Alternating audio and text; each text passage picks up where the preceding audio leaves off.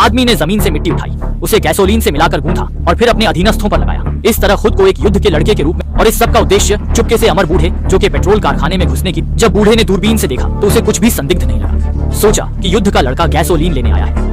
जो वह नहीं जानता था कि गाड़ी के नीचे बड़ी संख्या में दुश्मन छिपे हुए थे। बस आंख झपकते ही उन्होंने इस तेल से भरपूर। भाई कियांग ने तुरंत अपने नेता को गिरा दिया और फिर अमर बूढ़े जो कि किले में बातचीत शुरू करने आया, अहंकार से कहा कि भविष्य में गैसोलीन चाहिए तो भोजन और पानी से ट्रेड करना होगा, नहीं माने तो वह अपने लोगों से पेट्रोल प्लांट उड़वा दे। लेकिन ठीक उसी वक्त जब दोनों पक्ष आमने सामने थे, अमर बूढ़े जो को अचानक पता चला कि भीड़ में एक कभी सोचा नहीं था कि इस आदमी को औरतों में दिलचस्पी होगी। पता चला भविष्य में औरतों से पैदा बच्चे या तो विकृत होते हैं या मानसिक रूप से कमजोर। उसे अपने बच्चे पैदा। इस तरह छोटी लड़की की मौजूदगी से पहले तनावपूर्ण वार्ता आसान हो गई। आखिरकार दोनों पक्ष एक समझौते पर पहुंचे। भाई कियांग ने लड़की को वहीं छोड़ दिया। वह तब से रिफाइनरी की मालकिन बन गई और यही लड़की चाहती थी। भाई कियांग के चंगुल से बचकर ही वह मां का बदला ले पाएगी।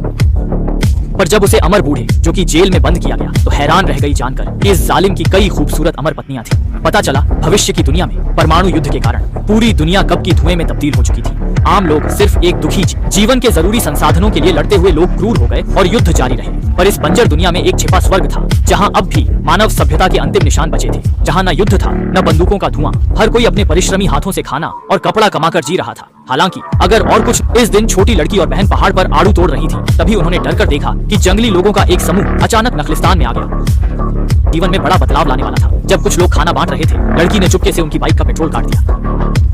अचानक पीछे से एक जंगली आदमी आया। लड़की ने उसकी टांग में चाकू घोंपा और भागते हुए सीटी बजाई।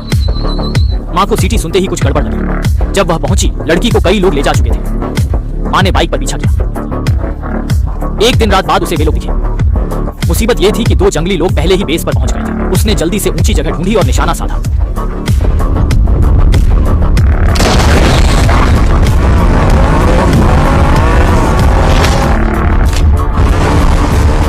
बेटी को बचाने के लिए औरत ने अकेले जंगली का पीछा किया।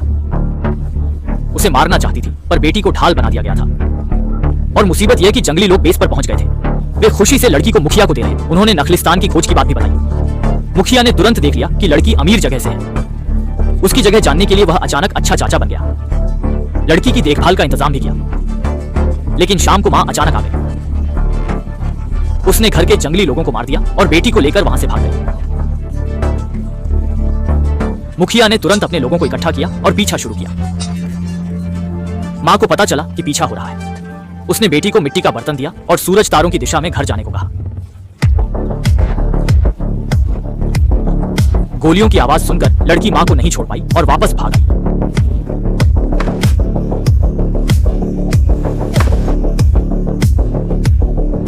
उसने निराशा से पेड़ पर बंधी मां को देखा। नखलिस्तान की दिशा बताने पर बर्बर नेता ने छोड़ने का वादा किया, पर मां के मरने तक उसने भाई को राज नहीं बताया। इस तरह लड़की के दिल में नफरत का बीज बोया गया। उसे मां का बदला लेने के लिए जीना था। नखलिस्तान खोजने के लिए बर्बरों ने उसे पिंजरे में डाला। रोज रेगिस्तान में भटकते। अंत में उन्होंने एक नया महाद्वीप खोज लिया। भाई ने हजारों साथियों को बुलाया, इस समृद्ध भूमि पर कब्जा करने की कसम खाई। पर उसे नहीं पता था कि आज का शासक और भी क्रूर था, जिसके पास मौत से न डरने वाले योद्धा थे। एक नजर में वे मुंह पर दूध छिड़क आग का प्याला लेकर भीड़ में कूद गए। एक हिंसक युद्ध में साथी तुरंत उड़ गए। इतना पागलपन था कि भाई प्रतिक्रिया भी न दे पाए। ऊंचे स्थान पर खड़े योद्धाओं ने हमले किए। भाई ने स्थिति देखी और जल्दी से भाग गया, पर वह यहां रुक नहीं सकता था। मुड़कर एक मौका मिला। छोटी लड़की दूसरों का पिंजरा बन गई, खुद भी पिंजरे में। पर देखा कि सुंदर बहनें अमर थीं, सब प्रजनन उपकरण बन गई थी। सोचा बड़े होकर इस भयानक जगह से निकलने का रास्ता ढूंढना होगा। रात को लड़की ने चुपके से अपने बाल काटे और मोमबत्ती से जोड़कर एक पिग बनाई। वह भागने ही वाली थी कि एक बड़ा आदमी उसे उठा ले गया। वह गुड़िया पालना चाहता था। उसने लड़की को कमरे में ले जाकर कुछ करने की कोशिश की। लड़की ने मौका देखकर भाग गई। तेल वाला कागज चेहरे पर लगाया और छिप गई। कई साल बीत गए। लड़की बड़ी हो गई। वह अमर नौकर बनकर बदले का मौका ढूंढ रही थी। अचानक भगवान ने उसकी सुनी। कार टकराने। सही वक्त पर लड़की ने अपनी चपलता से लोहे की रस्सी से कार को बचा लिया। ऐसी बहादुरी देखकर मैकेनिक ने उसे व्हील लीडर बना दिया ताकि वह और सीख सके। सालों बाद, कई युद्धों के बाद लड़की एक मजबूत योद्धा बन गई। बदले का वक्त करीब आ गया।